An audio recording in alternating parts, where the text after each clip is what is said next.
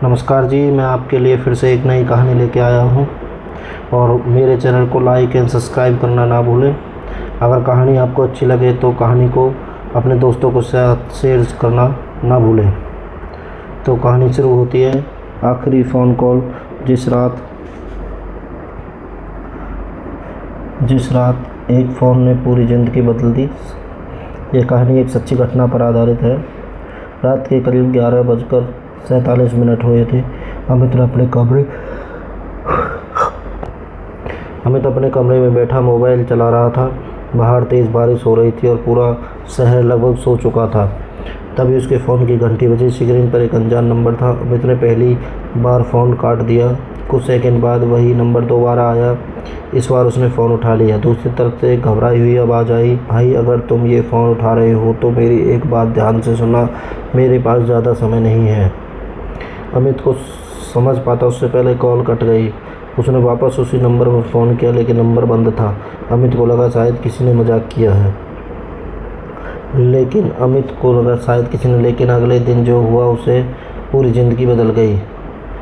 करीब 6 महीने पहले अमित की नौकरी शहर के एक छोटे से ऑफिस में लगी थी।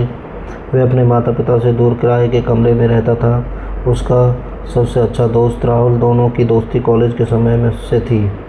राहुल अक्सर अमित से कहा करता था कि यार ज़िंदगी में पैसा ज़रूरी है लेकिन उससे भी ज़्यादा ज़रूरी है सही वक्त पर सही इंसान के साथ खड़ा होना। अमित हंसकर कहता, तू आजकल बहुत ज्ञान देने लगा है। दोनों को क्या पता था कि कुछ महीने बाद यही बात अमित को बार बार याद आने वाली थी। एक रात राहुल का फ़ोन आया। उसने कहा, अमित मुझे तुमसे बहुत ज़रूरी बात करनी है। अमित ने पूछा, क्या हुआ? राहुल कुछ सेकंड चुप रहा, फिर बोला, कल मिलते हैं, आमने सामने बात करूंगा। लेकिन अगली सुबह राहुल मिलने नहीं आया। अमित ने कई बार फ़ोन किया, फ़ोन बंद था। पहले अमित ने सोचा कि शायद राहुल किसी काम में फंस गया होगा, लेकिन शाम तक भी उसका कोई पता नहीं चला। अमित को चिंता होने लगी। उसने राहुल के घर फ़ोन किया। राहुल की माँ ने रोते हुए कहा, बेटा राहुल कल रात से घर नहीं आया। अमित के पैरों तले ज़मीन खिसक गई। पुलिस की हिरासत। अमित ने पुलिस के साथ पुलिस स्टेशन गया। राहुल ने गुमशुदगी की तलाश दर्ज कराई। पुलिस ने उसके फ़ोन की आखिरी लोकेशन निकलवाई। लोकेशन शहर से लगभग 35 किलोमीटर दूर एक सुनसान इलाके की थी। पुलिस ने वहां जाकर तलाश की लेकिन राहुल नहीं मिला।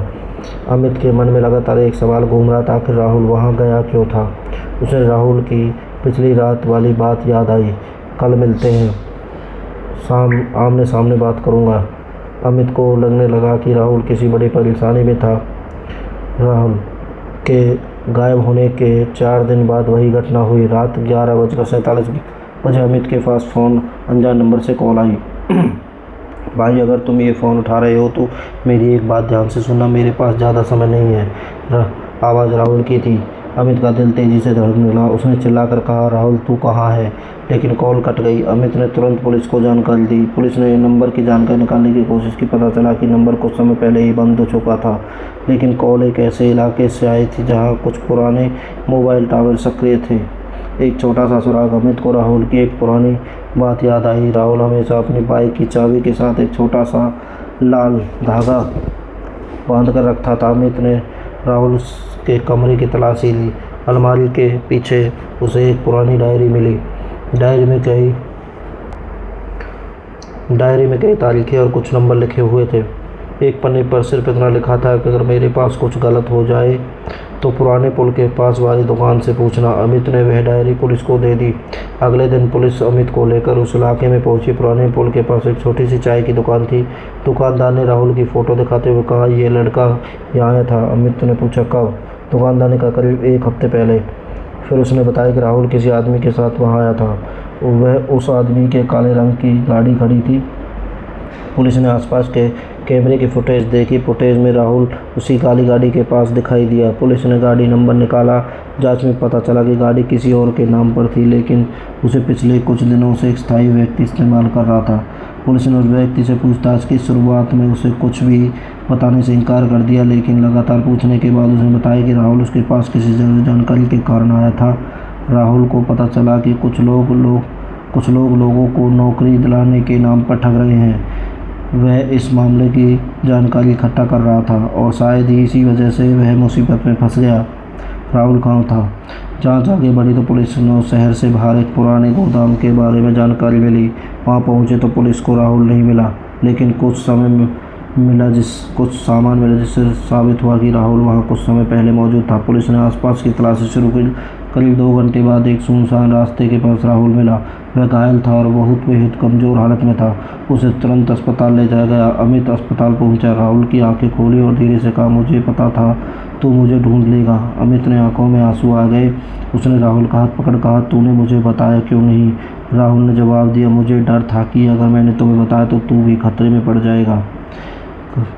कहानी का सबसे बड़ा सबक, राहुल कई दिनों से इलाज के बाद ठीक हुआ। पुलिस ने मामले की जांच आगे बढ़ाई और कई लोगों को पूछताछ की। कुछ आरोपियों पर कानूनी कार्रवाई हुई, लेकिन अमित के लिए उस रात की वह फ़ोन कॉल ज़िंदगी भर की याद बन गई। लेकिन अगर उसने उस रात फ़ोन नहीं उठाया होता, अगर उसने उस आवाज़ को पहचानने की कोशिश नहीं की होती, अगर उसने राहुल की डायरी को नज़रअंदाज कर दिया होता, तो शायद कहानी का अंत कुछ और होता। अमित आज भी कहता है, कभी कभी ज़िंदगी में ऐसे संकेत देती है, बस ज़रूरत होती है कि उन्हें पहचानने की। और शायद ही इस कहानी की सबसे बड़ी सीख यही है, मुश्किल वक्त में डर कर चुप रहने के बजाय सही इंसान तक बात पहुंचानी ज़रूरी है।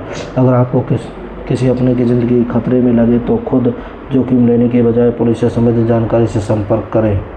अगर आपको मेरी कहानी अच्छी लगी हो तो प्लीज़ लाइक एंड सब्सक्राइब करना ना भूलें और इस कहानी को अपने दोस्तों के साथ ज़रूर शेयर करें। और नई नई मज़ेदार कहानी सुनने के लिए मेरे चैनल को लाइक एंड सब्सक्राइब करना ना भूलें।